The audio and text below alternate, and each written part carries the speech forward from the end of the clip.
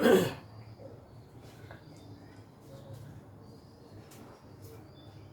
am Shantiranjan Mandal, senior teacher of Nayargaon High School. Thanking you, I start the lesson today. তো গত পাঠেও তোমাদের আমি narration সম্পর্কে আলোচনা করেছিলাম। ন্যারেশন আজকে আমরা ন্যারেশন করাবো। ন্যারেশনের অন্যান্য সংজ্ঞা বা ন্যারেশন কত প্রকার এগুলো তোমাদের সাথে আমি আলোচনা করেছি। আজকে আমরা সরাসরি ন্যারেশন করব। তো ন্যারেশন তো আমরা যদি করতে হয়, অবশ্য আমি মনে করি যে ভয়েস থেকেও ন্যারেশন আরেকটু সহজ। ভয়েসে বিভিন্ন অংশ নিয়ে বিভিন্ন নিয়ে ভয়েস অনেক, এই কারণ ভয়েস করতে হলে সম্পূর্ণ টেন্সের উপর তো আছেই, তারপর নানা রকম ব্যতিক্রমী আছে। এই কারণে ভয়েস থেকে আমাদের আমি আরো সহজ মনে করি ন্যারেশন। কারণ ন্যারেশন শুধু 5টা সেন্টেন্সের উপর আমাদের ভিত্তি করে আমাদের এগুলো করতে হয়, যার কারণে এই কারণে আমাদের এই ন্যারেশনটা আমি মনে করি আরেকটু সহজ। তো দেখো আজকে যে ন্যারেশন শুরু করছি, যে ন্যারেশন কথার অর্থ হলো উক্তি। আমি গত ক্লাসও তোমাদের সাথে আলোচনা করেছি। তো আজকে আমরা অ্যাসার্টিভ সেন্টেন্স দিয়ে আমরা ন্যারেশন করব। তো আজকে একেবারে ছোট একদম সহজ দিয়ে সেন্টেন্স দিয়ে আমরা আজকে ন্যারেশন করব। তো এখানে দেখো আমি ন্যারেশন গত ক্লাসও বলেছি ন্যারেশন দুই প্রকার, একটা ডাইরেক্ট, একটা হলো ইনডাইরেক্ট।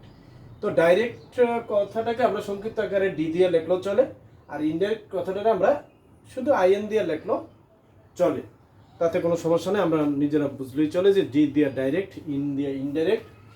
তো এখন দেখাই যে প্রথম আমার যে এই যে সেন্টেন্সগুলি আছে, প্রথম যে সেন্টেন্সগুলি আছে সেই সেন্টেন্সগুলি দেখে তোমরা লক্ষ্য রাখো। আমি যদিও এখানে আমি আজকে সবগুলি, বিশেষ করে আমি রিপুটেড স্পিচগুলি সবগুলি, রিপোর্টিং ভার্বগুলি, বিশেষ করে রিপোর্টিং ভার্বগুলি সবগুলি আমি প্রেজেন্ট টেন্সে দিয়েছি। তো আর একটু কথা খেয়াল রাখবে যে যদি রিপোর্টিং ভার্ব যদি প্রেজেন্ট টেন্সের হয় অথবা ফিউচার টেন্সের হয়, তাহলে আমাদের রিপোর্টেড স্পিচের টেন্সের কোনো পরিবর্তন হবে না। এখানে একটা কথা লক্ষ্য করো যে রিপোর্টিং ভার্ব কি। রিপোর্টিং ভার্ব আমি একটা সহজভাবে ভাষায় বুঝিয়ে দিই যে দেখো ইনভার্টেড কমার ভিতরে যে কথাটা আছে তার বাইরে যে কথাটা থাকে এটাকে বলা হয় রিপোর্টিং ভার্ব, আর ইনভার্টেড কমার ভিতরে যেটা সেটাকে বলে রিপোর্টেড স্পিচ, তাই না? তো এখানে দেখো, এখানে প্রথমটা আছে he says to me I am a student. তো এখানে দেখো এই তিনটা, আমি যে তিনটা সেন্টেন্স এখানে আমি উল্লেখ করছি বা লিখছি, তিনটা সেন্টেন্সে আমি প্রেজেন্ট টেন্সেই ব্যবহার করছি। তো এখানে দেখো হি সেজ টু মি, এখানে আমাদের মূল ভার্বটার সাথে আবার টু আছে। এই ক্ষেত্রে আমাদের সে টু থাকলে তা একটু সংক্ষিপ্ত করার জন্য আমরা টেল ব্যবহার করব। টেল। আর এই যে এখানে যে ইনভার্টেড কমা আছে সেই ইনভার্টেড কমা উঠিয়ে আমরা কনজাংশন হিসেবে দ্যাট ব্যবহার করব। তারপরে এক্ষেত্রে আমাদের পার্সনের পরিবর্তন আমাদের থাকবে, বা এখানে যদি থাকে নৈকট্যবাচক থাকে সেটা দূরত্ববাচকে যাবে, এগুলো বাদ দেওয়া যাবে না। একমাত্র আমাদের টেন্সের পরিবর্তন হবে না, এটা হলো মূল কথা। আমাদের টেন্সের কোনো পরিবর্তন এখানে হবে না। তো দেখো এটা কিভাবে করি, যেহেতু এখানে আমাদের এখানে সে টু আছে, সুতরাং আমাদের এখানে ইনডাইরেক্ট হবে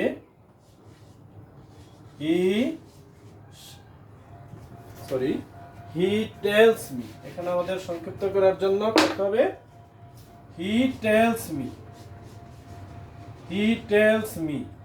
আর বললাম কি কনজাংশন হিসেবে আমাদের অ্যাসার্টিভ সেন্টেন্স হলো এখানে দ্যাট বসবে, দ্যাট। তাহলে হি টেলস মি দ্যাট, এখানে পার্সনের পরিবর্তন আনতে হবে। তো পার্সনটা আমাদের এখানে আছে ফার্স্ট পার্সন, ফার্স্ট পারসন পরিবর্তন হবে রিপুটিং ভার্বের সাবজেক্টের নাম্বার পারসন অনুসারে। তো এখানে রিপুটিং ভার্বের সাবজেক্টে আছে আমাদের থার্ড পারসন আছে, অর্থাৎ হি আছে, সুতরাং এখানেও হি হবে। আর হি এর জন্য আমাদের টেন্সর তো যেহেতু পরিবর্তন হয়, হি এর জন্য আসবে আমাদের ইজ। তাহলে হি ইজ এ স্টুডেন্ট। তো দেখো এটাতে আমরা কোনো টেন্সের কোনো পরিবর্তন এখানে আমরা করিনি, এখানে এই ক্ষেত্রে টেন্সের পরিবর্তন হবে না। আবার দেখো যে দ্বিতীয় যে সেন্টেন্সটা, এই সেন্টেন্সটাতে আছে কামাল সেজ টু মি। তো এখানেও ঠিক আগেরটার মতনই হবে, এখানে হবে কামাল টেলস মি, ওই যে সংক্ষিপ্ত করার জন্য টেলস মি, তাও কমা কন্ডিশনাল ঠিক আমাদের কনজাংশন হিসেবে আসবে দ্যাট। আর এখানে একটা জিনিস লক্ষ্য করো, প্রত্যেকটা জিনিস এখানে তিনটা সেন্টেন্স কিন্তু তিনটা সেন্টেন্সই কিন্তু আমাদের এখানে শিক্ষণীয় ব্যাপার আছে। এবং এই যে রিপোর্টেড স্পিচের সাবজেক্টটি আমি কিন্তু 3টা পার্সন দিয়ে দিয়েছি, সুতরাং 3টা পার্সনেরই এখানে কিন্তু আমাদের গুরুত্ব আছে। এখানে দ্যাট বসলো, এখানে দেখো রিপোর্টেড স্পিচের সাবজেক্ট হিসেবে আমাদের সেকেন্ড পার্সন আছে। তো তোমরা মনে রাখবে যে রিপোর্টেড স্পিচের সাবজেক্ট যদি সেকেন্ড পার্সন হয় তাহলে তাহা রিপোর্টিং ভার্বের অবজেক্টের নাম্বার পার্সন অনুসারে পরিবর্তন হবে। তো দেখো রিপোর্টিং ভার্বের অবজেক্টে কি আছে, মি আছে।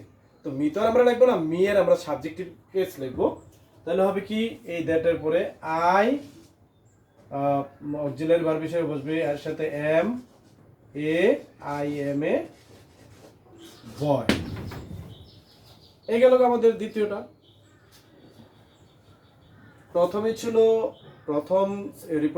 প্রথম সেন্টেন্সের রিপোর্টেড স্পিচের সাবজেক্ট ছিল ফার্স্ট পারসন, দ্বিতীয় সেন্টেন্সের রিপোর্টেড স্পিচের সাবজেক্ট হলো সেকেন্ড পারসন।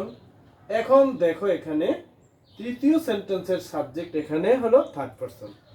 তো এখানে থার্ড পারসন যদি রিপোর্টেড স্পিচের থার্ড পারসন থাকে তাহলে তার কোনোই পরিবর্তন হবে না। তাহলে এখানে আমরা যদি ইন্ডেক্স করি, দেখো এটা কি হয়, তাহলে হি সেজ ইনভার্টেড কমা উঠিয়ে এখানে কনজাংশন হিসেবে বসবে দ্যাট, হি সেজ দ্যাট। আর যেহেতু এই পার্সনটা পরিবর্তন হবে না, যেহেতু এটা থার্ড পার্সন, যার কারণে এখানে তার কোনো পরিবর্তন হবে না, সুতরাং এখানে হবে এটা ঠিকই হবে যা লেখা আছে, হি ইজ এ স্টুডেন্ট।